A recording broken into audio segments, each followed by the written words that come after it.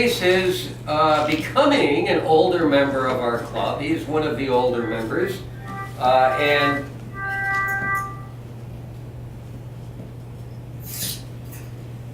he gets a trumpet fanfare. Mr. Toastmaster Maurice.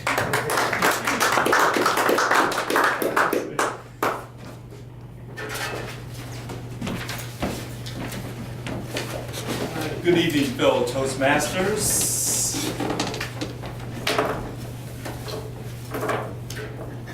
As was stated earlier by Lawrence,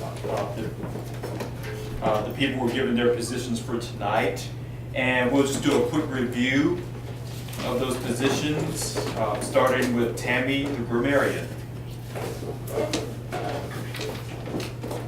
I will be the grammarian, which means I will be the grammar police, listening for any improper usage of the English language, also I's, us, fillers, and then also looking to see if anyone says the word of the day, which is inconceivable, which is an adjective, which means not capable of being imagined or grasped mentally, unbelievable.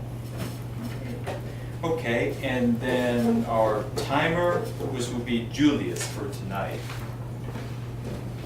Objective of the timer is to keep track of how long speeches last, how long evaluations last, how long table topics last. Okay. And our evaluators for tonight, Lawrence and Woody.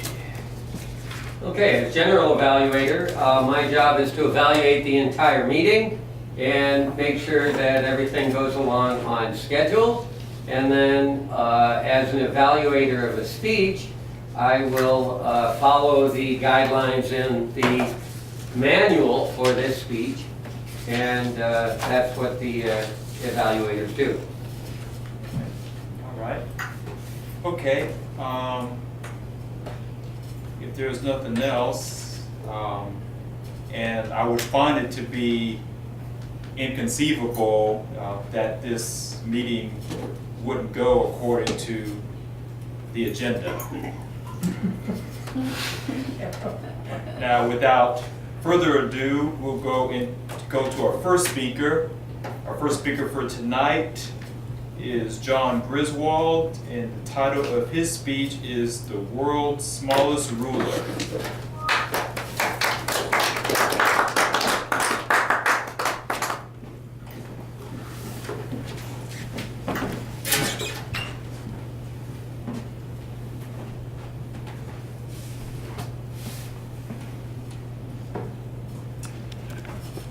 Fellow Toastmasters, how many of you at some point in your lives have used a ruler? All right, pretty good everybody, right? Scientists use rulers too. When you think about it, in fact, scientific progress is inconceivable if you don't have some way of measuring quantities, whether it's mass, velocity, or length. The problem is a ruler doesn't always cut it. What if you're measuring things at a cellular distance and the things are moving around a lot? You need something better than a ruler in that case. What scientists do use for that is a technology called FRET, which I'm going to explain tonight. FRET is a little bit complicated. It stands for Forster Resonance Energy Transfer. So I'm going to break it down into three parts. First, we're going to talk about what proteins are, how they work. Secondly, we're going to discuss how fluorescence works. And lastly, we're going to tie it together and talk about FRET itself. So first, what are proteins? Well, we all think of eating protein as a good way to gain muscle mass. But proteins do a lot more than just make you look hot in your selfies. Proteins are the workhorse of your body. Whether you're digesting food, replicating your DNA, or breathing, proteins are integral. Now here are some diagrams of proteins. As you can see, they come in all shapes and sizes. If you remember back to your 9th grade biology class, proteins are long strings of amino acids. And one of the key abilities of proteins we're going to talk about tonight is their response to their environment. So a protein can bind with other molecules or other proteins in your body and actually change its shape in response. One more thing proteins can do is fluoresce. So what is fluorescence? Fluorescence is when you shine light on an electron. The electron goes up in energy, and then on its way down, shines light back at you, or emits a photon, okay? For reasons I'm not entirely sure of, certain proteins have electrons that can fluoresce. Now, what makes fluorescence useful? It turns out not just any wavelength of light or any color can make a given protein fluoresce. So right here we have a diagram that shows this. These wavelengths of light, these colors, are the wavelengths that a protein will absorb in order to fluoresce. And these wavelengths of light are the colors that will shine back at you when it fluoresces. Now, how can we use this for FRET? What if we were to take two proteins that had overlapping excitation and emission spectra? That is, the spectrum of light that one protein shines is the same spectrum that another protein absorbs. This is the basis behind FRET, and let's see how it worked out. Let's say you have two proteins, a blue one and a yellow one. You excite the blue protein then shines a photon. But that photon can then be absorbed by the yellow protein, and the yellow protein then shines a photon back at you. It's like a chain reaction. First you hit a photon in protein 1, it hits its photon in protein 2, and protein 2 shines a photon back at you, okay? This is all very interesting, but how's it useful? Well, it turns out this energy transfer between the blue and the yellow proteins is highly dependent on distance. So if you change the distance between the blue and the yellow one just a little bit, you get a big change in the amount of energy being transferred. So if you excite the blue protein and you see almost no yellow light coming back, you know they're very far apart. But if you excite the blue protein, the protein transfers electrons, or its photons, to the yellow one, and you see a lot of yellow light shining back, you know they're close together. Okay? So how to use this? My particular laboratory, we work with proteins to observe the concentration of cyclic AMP, or CAMP, which is a critical signaling molecule in the body. So we have a special probe. It has a protein called CFP, a protein called YFP, and joining them together is a protein called EPAC. Now EPAC is specially designed so that when CAMP binds to EPAC, EPAC changes shape.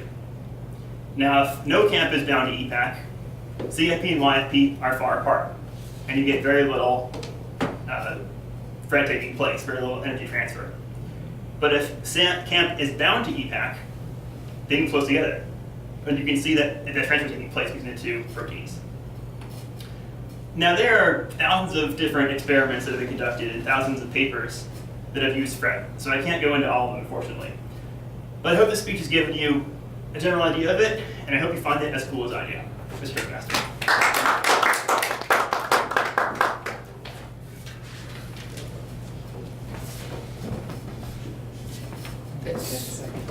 That's you, Maurice. You're the Toastmaster, remember? I was looking at the time. I didn't see the light go out. The next light go on. I guess I'll let myself get distracted by that. Our next speaker for the evening is Heather Trin, and the title of her speech is Crush Your Comfort.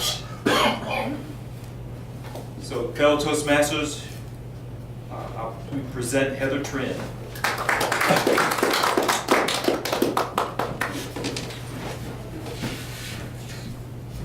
Ladies and gentlemen, have you ever wanted to do something, but you ended up being too afraid to do it? It could be something as simple as speaking up in a group setting, or maybe learning how to do ballet. These goals are definitely attainable, yet many of us choose not to pursue them because we worry about how other people would react. Consequently, we get in the habit of making excuses of why we aren't doing something that we would actually like to be doing. As trite as it may sound, the truth is you only get one life, and it's officially time to start living it the way that you want to, not how other people want you to. But how? With the help of comfort zone pressure. Comfort Zone Pressure is primarily a website developed by psychiatrist Till Grob that will help you alter your sense of anxiety. Through his method, you will finally become more confident, care less about what others think of you, and reduce fear-mindedness in general. Specifically, Comfort Zone Pressure is composed of a series of challenges that will expose you to a situation that might normally be uncomfortable.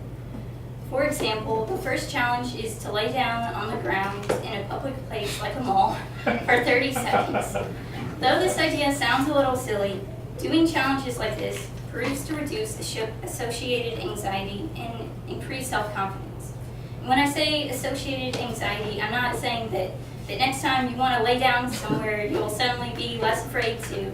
I'm saying that this type of anxiety you feel from doing these challenges is the same type of anxiety you feel from doing more important things, like giving a presentation or maybe picking up a new hobby. In addition, you can be sure that these challenges are actually backed by evidence-based therapies, such as ACT, assertive community treatment, CBT, cognitive behavioral therapy, and DBT, dialectical behavioral therapy. So now that you have a better idea of this method's effectiveness, next I will discuss how it works. As I mentioned that there is an online component, the courses are called Make Yourself Do Anything, in which you'll get 23 video classes that will help you learn how to interact and approach others. You'll also get 21 challenges that range anywhere from howling like a wolf in public to raising your arms in the air and running down a hallway. You'll also learn psychological techniques to help you deal with fear more effectively. But keep in mind, though this targets the idea of fear and how to overcome it, the goal is not to become fearless. As humans, it's only natural that we are afraid at times. Scientifically, fear has been an indicator of danger, and thus it can be thought of as instinctual and very normal. Rather than becoming fearless, this method will teach you not to hold yourself back from doing the things you care about, so that ultimately you may live a richer and fuller life. Now allow me to share with you actual testaments as well as my own personal experience. As most people that get involved with this struggle with some sort of anxiety, it was very encouraging to read so many of the positive changes that literally thousands of people have made globally by employing this method. One participant described how he had low self-esteem, which would only become worse after becoming handicapped. Yet after doing just his first challenge, he found himself significantly less afraid of his current struggles, so much so that he decided to join a local sports club for the disabled, and he's doing what he loves again. Another example would be a man from the UK named Fahad Leicester who says, quote, "After doing these challenges, my fear evaporated. I gained so much confidence I could do things I've never done before." Personally, I've also done similar challenges in the past, and I remember only being happy upon doing them. I recall in high school, one day I decided to wear temporary tattoos all over both of my arms, as well as a choker and fake piercings, and it felt pretty amazing to just step out of my comfort zone and challenge myself like that, and I had a ton of fun. I also would definitely say that it helped me in boosting my self-confidence. And in conclusion, comfort zone pressure isn't the only way to become happier and lessen your anxieties, but you can be sure it will help. It seems that nowadays we can be so absorbed in the trends and opinions of others that we don't even realize how much our words, our actions, and our values are compromised as a result. Even if you're just looking to have fun, some kind of entertainment, doing these challenges will provide plenty of entertainment, and you will soon see how much you can gain from them. And so, as I leave you to give these crazy ideas a chance, that they may change your life drastically for the better, I want you to ask yourself, what are my challenges? What do I have to lose? What's stopping me from living the life I've always wanted to live? Mr. Toastmaster.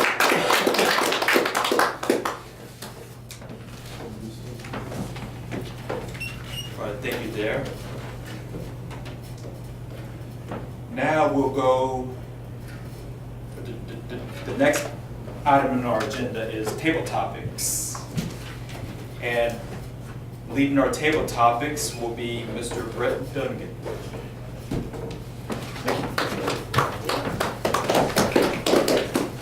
Good evening, Toastmasters. It's not inconceivable that one's horoscope can affect their character of their life. So, JR, you are going to give a speech, or you want to be Toastmaster? I can do it again. Okay. So JR, please tell us what your horoscope is and how it applies to your life.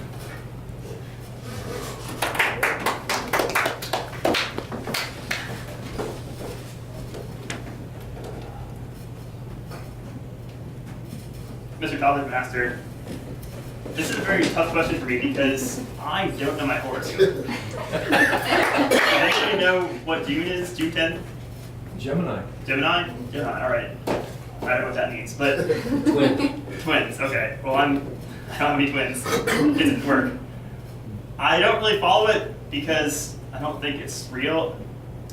I do think there is some truth to saying that it can affect you largely because people who read horoscopes are then impacted, and it's kind of a self-fulfilling prophecy. That's the main effect that I believe in. Aside from that, I just don't put a lot of stock into them. I suppose they're fun for some people in a lighthearted way. I know a lot of folks just follow horoscopes. It's, a fun thing to do. It makes life a little bit more interesting. But that isn't really my cup of tea. And I find it inconceivable that there's any science behind it. Horoscopes.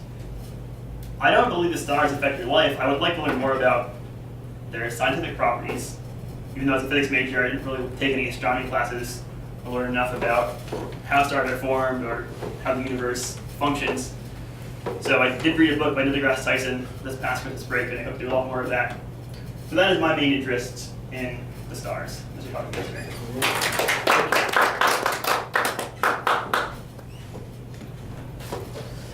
Woody, I know that you love Alabama. It's inconceivable that you would ever have to move to another state. But if you had to, please tell us what this state would be.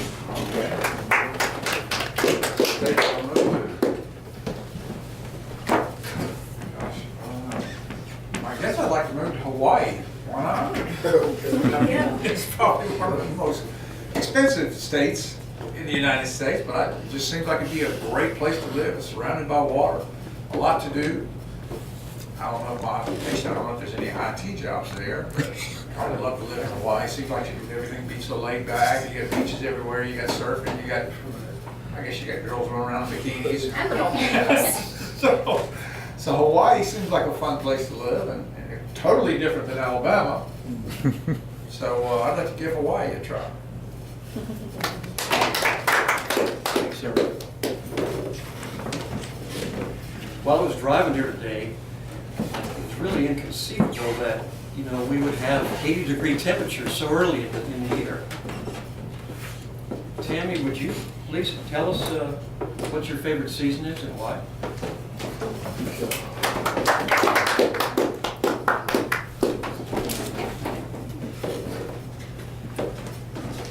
I thought the weather today was great. I am happy to see the warm weather any time of the year, which definitely makes me say that summer is by far my favorite season of the year. I love being out in the sunshine, especially with my work 3 nights a week. I'm indoors and sleeping during the days. Now, Thursday, Friday, Saturday after I work. So when I do have the opportunity to go outside and do things as far as going to the beach, laying out, volleyball, chasing my nieces and nephews around, I'm good for all of that. I do not like winter at all, so that's definitely my least favorite. I lived up north for a little while and lived in the snow. I dreaded it. Don't like anything to do with the cold. If I could go anywhere, I would definitely agree with Woody. Go to Hawaii. I think the temperature stays in the high 70s, 80s all year long, and I would love to be able to experience summer and summertime weather all the time. It's definitely my favorite season.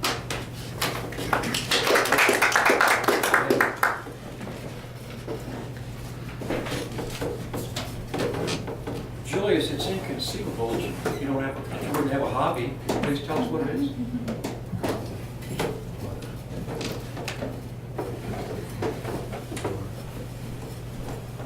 Thank you. Mr. Toastmaster, for the Toastmasters, it is indeed inconceivable that I wouldn't have a hobby. I have numerous hobbies, but primarily, one of my main hobbies is I like to read, I like to learn, I like to read a lot of books. And now that I've heard about this new thing called comfort zone crushing, once I was listening to that speech, I felt like I need to go on top of the roof and just jump off the top of the roof. After hearing that, man, I'm really excited about that. That was some good stuff. Comfort zone crushing. And that's what I like to do. I like to learn new stuff. I like to try new things. And that's something I'm really going to go to that site and check it out because we only have one life. And that's one of my hobbies is to continue to grow and learn and do more things that I haven't done. And now that I know there's really is no excuse for me not to do those things, now that I have a site to go to that's going to help me, goes lay down in the middle of the street and just, you know what I'm saying? Just running down the highway screaming and shouting and yelling. That's some great stuff. So I'm really looking forward to that. And this is, coming to Toastmasters is another way to do that. Get past your comfort zone. And I highly recommend that we continue to encourage everybody that we know to come visit a Toastmasters meeting because it's a great place to pick up a new hobby. It's called public speaking, or just learn how to become a better speaker. So many things, so many opportunities, and the clock is doing this time. All right. Thank you. Kendra, it's inconceivable that you would ever move out of America, but if you had to move to another country, which country would it be and I'm why? really, really, really happy that you told me. I would move to the imaginary land of Utopia. Because everything's perfect there.